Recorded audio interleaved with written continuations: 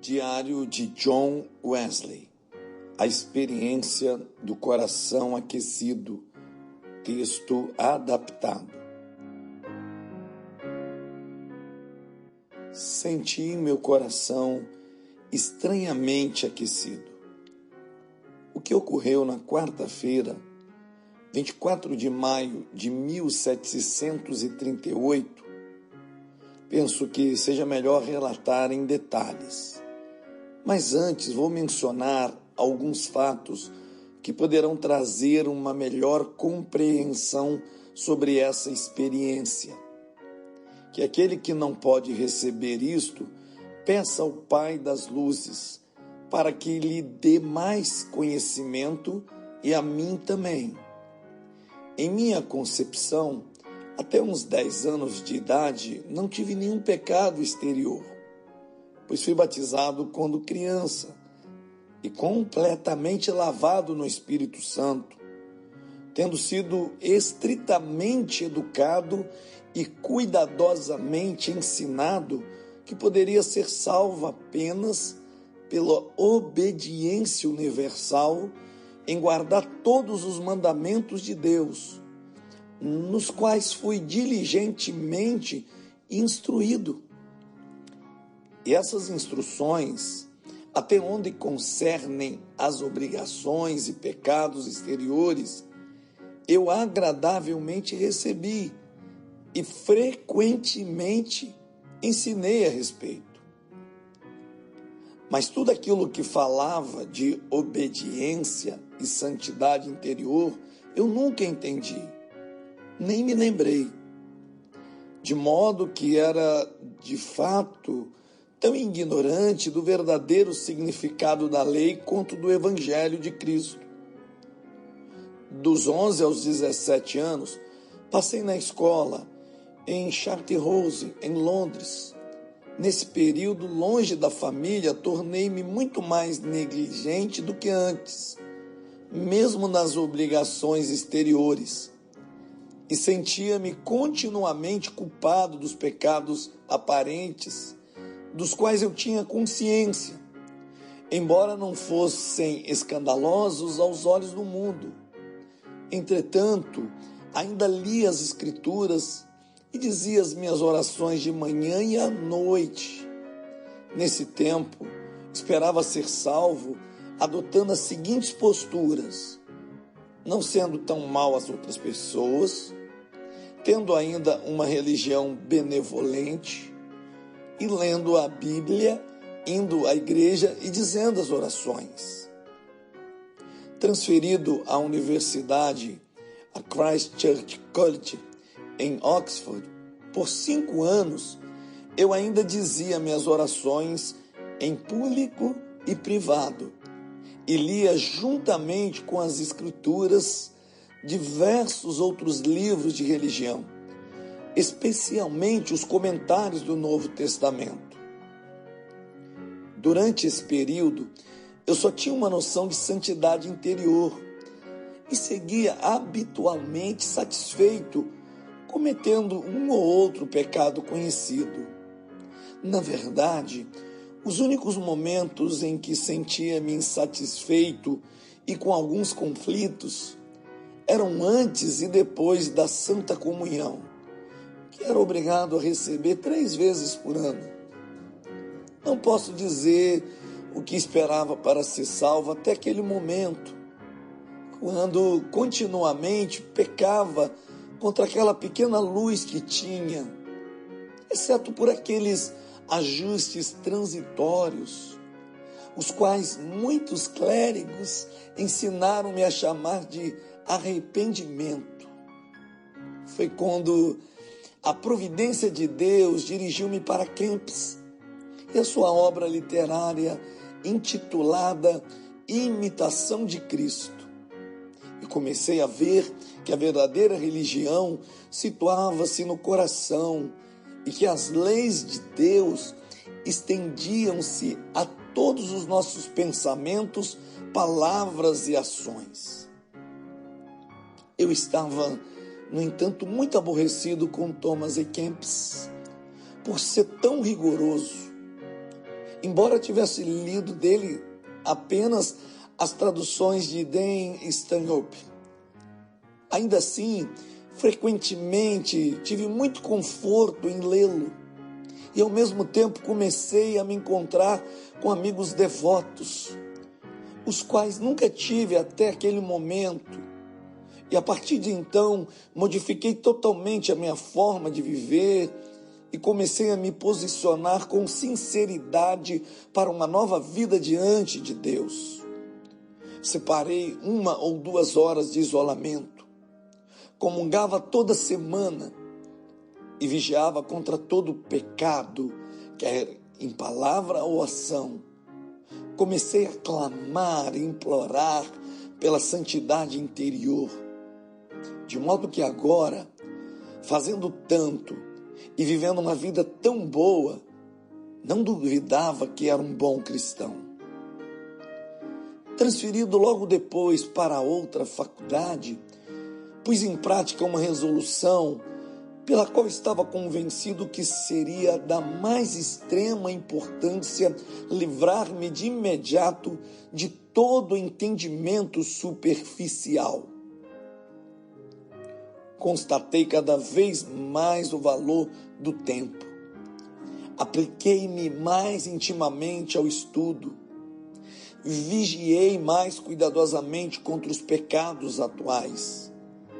Aconselhei outros a serem religiosos, de acordo com aquele método de religião pelo qual modelei minha própria vida. Mas encontrando-me agora com o Sr. William Law e seus escritos Perfeição Cristã e Chamado Sério, embora estivesse muito ofendido com muitas partes de ambos ainda, eles me convenceram mais do que nunca da excelente altura, largura e profundidade da lei de Deus. A luz fluiu de maneira tão poderosa em minha alma que todas as coisas pareceram novas ao meu entendimento. Clamei a Deus por ajuda e resolvi não prolongar o tempo para obedecer-lhe, como nunca tinha feito antes. E por meu esforço contínuo em manter toda a sua lei interior e exterior ao extremo que pudesse, fui persuadido de que poderia ser aceito por ele e que estaria, mesmo então, em um estado de salvação. Em 1730, comecei a visitar as prisões, ajudar os pobres e doentes na cidade e a fazer o bem tanto quanto pudesse com minha presença e minha pequena fortuna aos corpos e almas de todos os homens. Para essa finalidade, reduzi todas as superficialidades e muito do que eram consideradas as coisas necessárias à vida. Logo me tornei um exemplo por assim fazer e me regozijei que minha reputação tivesse sido banida como mal. Na primavera seguinte, comecei a observar os jejuns da quarta e sexta-feira, comumente observados pela igreja primitiva, sem experimentar qualquer refeição até às 3 horas da tarde. E até aquele momento não sabia como seguir mais adiante. Esforcei-me diligentemente contra todo o pecado. Não me privei das abnegações que considerava lícitas e cuidadosamente usei, tanto em público como em privado, de todos os meios da graça em todas as oportunidades. Não me privei de fazer o bem e, por esse motivo, suportei o mal. E tudo isso eu sabia ser nada, a menos que fosse direcionado à santidade interior e exterior. Consequentemente, a imagem de Deus era o que eu almejava, afinal, fazendo sua vontade, não a minha. Todavia, Depois de continuar por muitos anos nesse curso, vi-me perto da morte e não pude me certificar que tudo isto me deu algum conforto ou alguma segurança da aceitação para com Deus. Diante disto, não fiquei nem um pouco surpreso, não imaginando que tivesse todo este tempo construído na areia e nem considerando que outro alicerce nenhum homem pôde colocar, além daquele colocado por Deus e igualmente por Jesus Cristo. Logo depois, um homem contemplativo convenceu-me ainda mais do que eu estava convencido anteriormente, de que as obras exteriores são nada, sozinhas, e em diversas conversas instruiu-me de como seguir ao encalço da santidade interior ou da união da alma com Deus. Mas até mesmo com respeito às suas instruções, embora eu as recebesse como as palavras de Deus, não pude deixar de observar. Ele falava tão descuidadamente contra confiar nas obras exteriores que desencorajou-me de realizá-las afinal. Que ele recomendou, por assim dizer, suprir o que estava faltando nelas, oração mental e iguais exercícios, como os meios mais eficazes de purificar a alma e unir-me com Deus.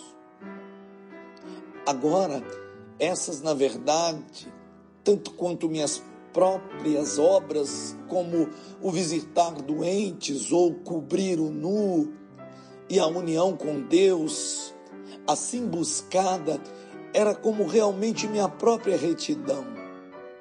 Como qualquer uma que eu tivesse antes buscado debaixo de outro nome.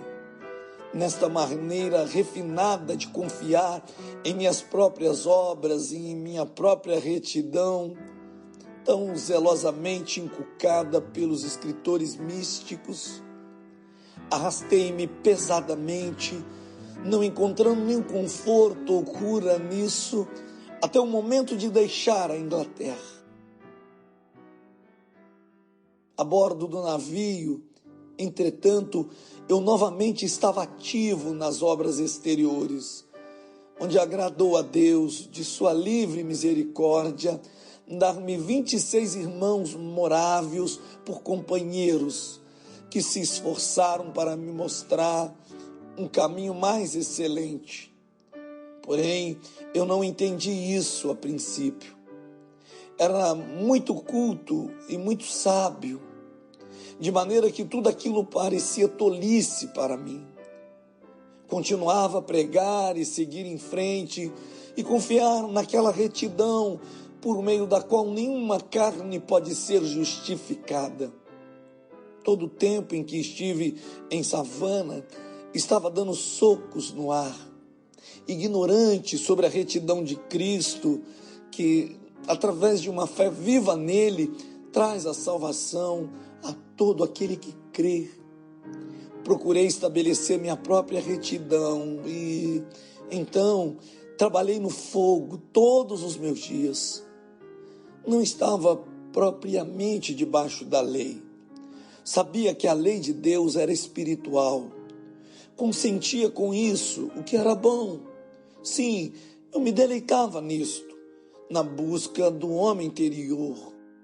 Ainda assim, eu era um carnal, vendido à escravidão do pecado. Todos os dias eu era constrangido a clamar alto: o que eu faço não aprovo, porque o que eu deveria fazer eu não faço, mas odeio isto eu faço, porque o querer está de fato presente em mim, mas como executar aquilo que é bom eu não encontro, porque o bem, o qual eu deveria fazer, eu não faço. E eu encontro uma lei de quando eu fizer o bem ou o mal, estará presente comigo. Assim como a lei em meus membros, advertindo-me contra a lei de minha mente e ainda conduzindo-me para a escravidão da lei do pecado. Contra este estado de escravidão do pecado, vil e desprezível, eu estava de fato lutando continuamente, mas não vencendo. Antes eu servia ao pecado de boa vontade, agora era de má vontade, mas ainda assim eu o servia. Eu caía e me levantava, e caía novamente. Algumas vezes eu era dominado e me sentia oprimido. Algumas vezes eu era dominado e ficava alegre. Assim como no estado anterior, eu tive algumas antecipações dos terrores da lei, da mesma forma que tive dos confortos do Evangelho.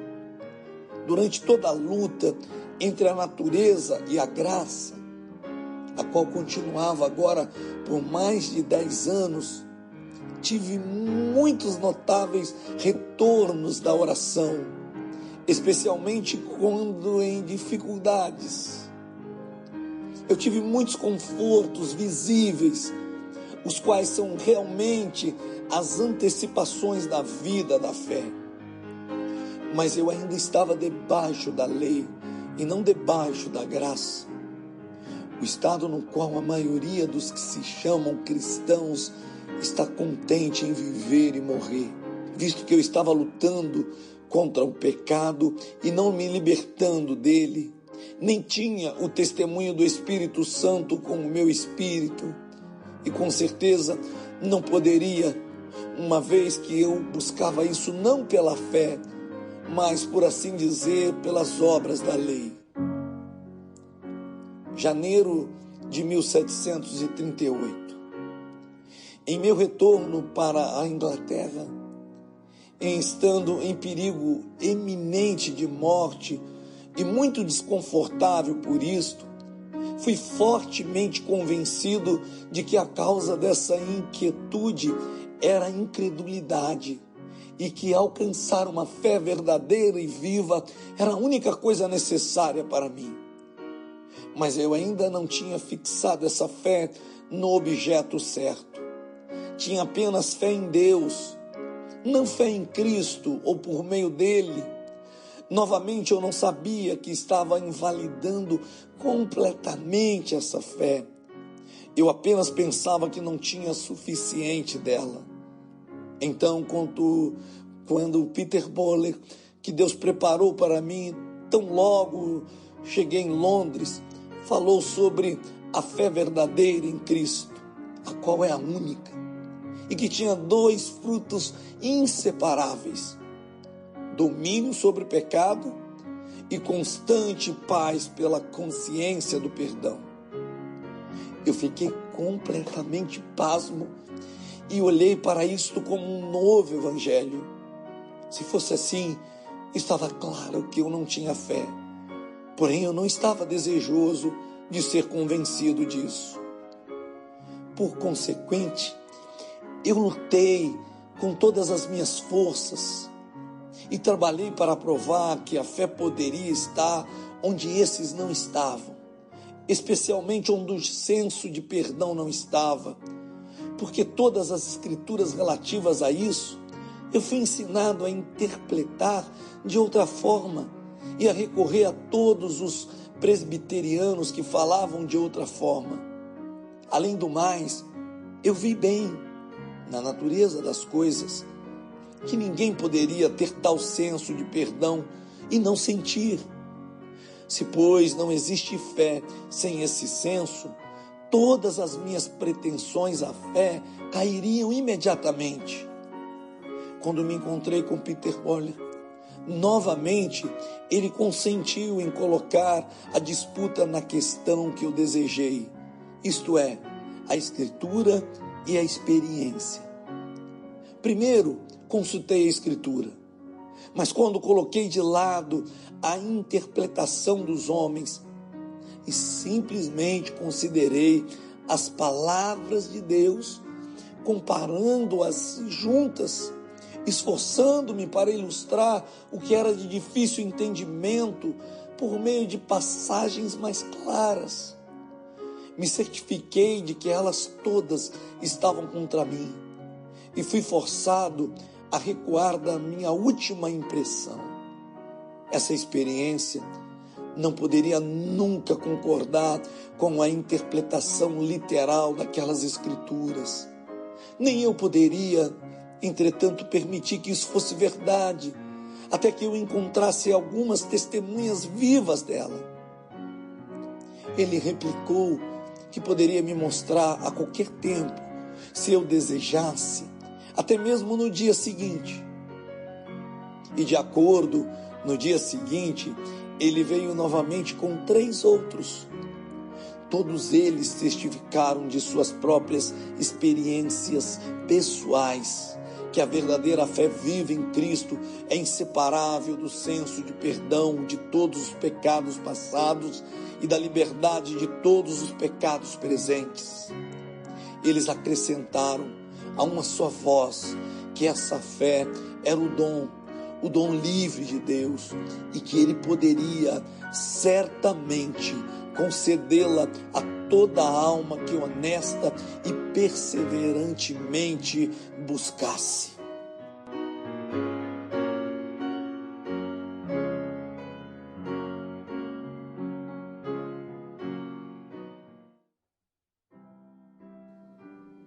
Eu estava agora completamente convencido e, pela graça de Deus, resolvi buscá-la até o fim, renunciando absolutamente à dependência total ou em parte de minhas próprias obras ou retidão, nas quais eu realmente havia plantado a minha esperança de salvação, embora não a conheça desde a minha juventude até hoje, acrescentando o uso constante de todas as outras formas de graça, oração ininterrupta para esse mesmo fim, a fé justificadora e salvadora, uma completa dependência do sangue de Cristo derramado por mim, a confiança nele como meu Cristo, como minha única justificação, santificação e redenção. Continuei assim a buscá-la, embora com uma estranha indiferença, entorpecimento e frieza incomuns, recaídas frequentes no pecado, até hoje, quarta-feira, 24 de maio. Eu penso que era por volta das 5 da manhã, quando eu abri meu testamento nessas palavras. Foram dadas junto a nós grandessíssimas e preciosas promessas para que sejamos participantes da natureza divina. 2 Pedro 1,4. Exatamente quando estava de saída, eu abri novamente nestas palavras: tu não estás longe do reino de Deus. Marcos 12:34. À tarde, pediram-me que fosse para a igreja de São Paulo. O salmo era: do abismo eu tenho chamado por ti, ó Senhor. Senhor, ouça minha voz. Ó, deixa os teus ouvidos considerarem boa a voz da minha queixa. Se tu, Senhor, fores rigoroso para marcar o que é feito de errado, o Senhor, quem poderá suportar isso? Porque a misericórdia em ti. Por esta razão, tu deves ser temido. Ó Israel, confia no Senhor, porque com o Senhor há misericórdia e com ele redenção plena. E ele também deverá redimir Israel de todos os seus pecados. Salmo 130. À noite, fui muito de má vontade até uma sociedade na rua Aldersgate, onde a pessoa estava lendo o prefácio de Lutero à Epístola aos Romanos. Por volta de 8:45, enquanto ele estava descrevendo as mudanças que Deus opera no coração pela fé em Cristo, eu senti meu coração extremamente estranhamente aquecido. Senti que confiei em Cristo, Cristo apenas para a salvação, e uma garantia me foi dada de que Ele tinha tomado os meus pecados, até mesmo os meus, e tinha me salvado da lei do pecado e da morte. Comecei a orar com todas as minhas forças por aqueles que tiveram, de uma maneira mais especial, rancorosamente me usado e me perseguido. Então, testemunhei abertamente a todos o que eu agora, pela primeira vez, senti em meu coração. Mas, não muito tempo antes do inimigo ter sugerido: isto não pode ser fé, pois onde está a tua alegria? Então, fui ensinado que a paz e a vitória sobre o pecado eram essenciais à fé no capitão de nossa salvação. Mas quanto à transmissão da alegria, que usualmente pertence ao seu começo, especialmente naqueles que têm lamentado profundamente, Deus algumas vezes a retém, de acordo com as deliberações de sua própria vontade. Depois de retornar para casa, fui esbofeteado por muitas tentações, mas eu clamei e elas fugiram. Elas retornaram repetidas vezes, e tão frequentemente quanto eu erguia meus olhos, Ele me enviava a ajuda do seu santo lugar. E nisto eu me certifiquei do que consistia principalmente a diferença deste e meu estado anterior. Eu me esforçava, sim, lutava com todas as minhas forças debaixo da lei e debaixo da graça. Entretanto, se algumas vezes, ou mesmo frequentemente, eu era vencido, agora sou sempre um vencedor.